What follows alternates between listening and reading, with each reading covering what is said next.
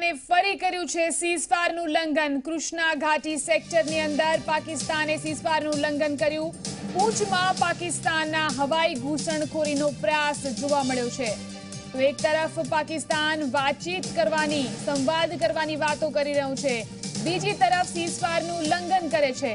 કૃષ્ણા ઘાટી સેક્ટરની અંદર સીઝફાયરનું ઉલ્લંઘન થયું છે। પૂંછમાં પાકિસ્તાનનો હવાઈ ઘૂસણખોરીનો પ્રયાસ। તો ફરી એકવાર પાકિસ્તાન હવાઈ સીમાનું ઉલ્લંઘન કરવાની કોશિશ કરી રહ્યું છે। પૂંછની અંદર હવાઈ ઘૂસણખોરીનો પ્રયાસ પાકિસ્તાને કર્યો છે।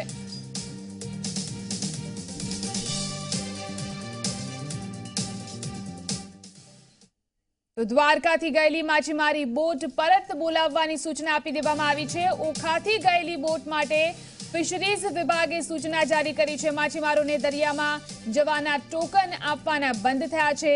મોટાભાગની બોટ દરિયાકાંઠે પરત આવી ગઈ છે, પણ હજુ પણ 1400 જેટલી બોટ પરત ફરી રહી છે।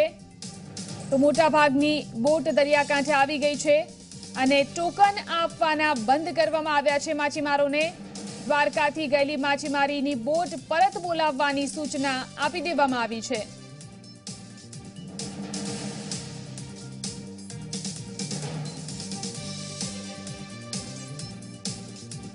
તો એક તરફ પૂંછની અંદર ઘૂસણખોરીનો પ્રયાસ પાકિસ્તાન કરી રહ્યું છે, બીજી તરફ ગુજરાતના દરિયાકાંઠાના વિસ્તારોની અંદર અત્યારે હાઈ એલર્ટ આપવામાં આવ્યું છે અને સઘન ચેકિંગ હાથ ધરવામાં આવી રહ્યું છે।